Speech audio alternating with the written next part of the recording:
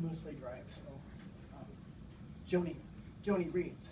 So we have this family tradition of reading, and I'm real happy Lee asked me to come here and read to you.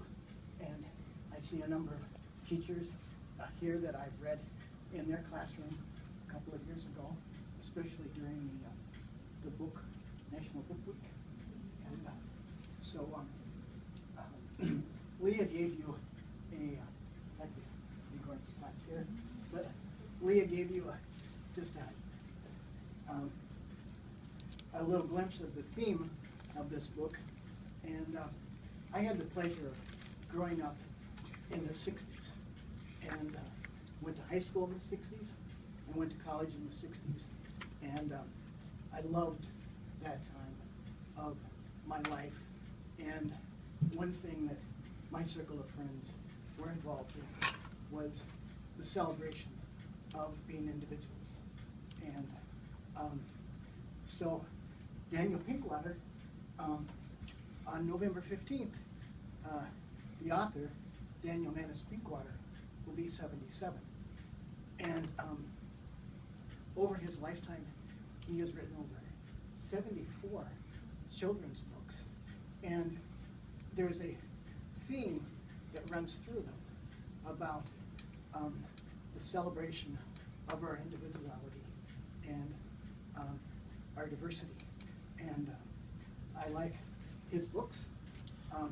He's also written 16 young adult fiction and a couple of adult novels and some nonfiction.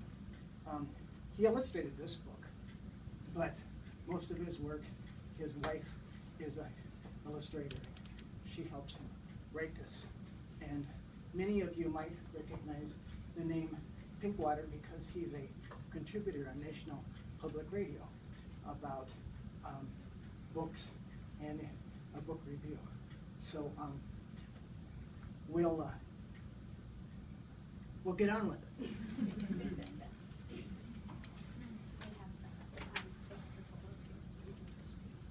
Oh, switch.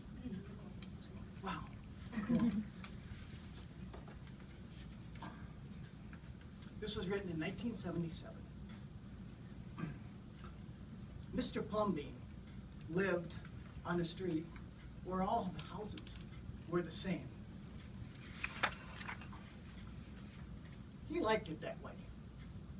So did everybody else on Mr. Plumbean's street. This is a neat street, we could say.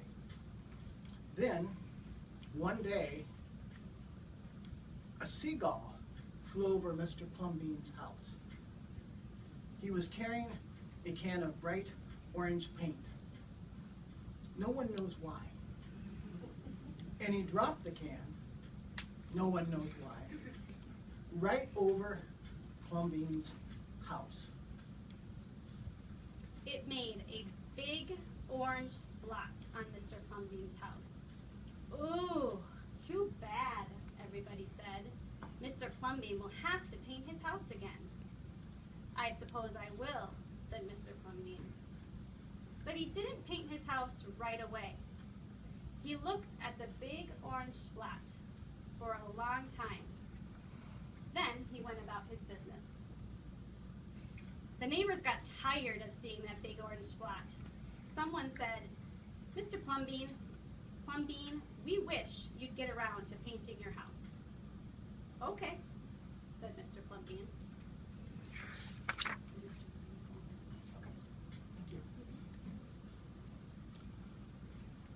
He got some blue paint and some white paint, and that night he got busy.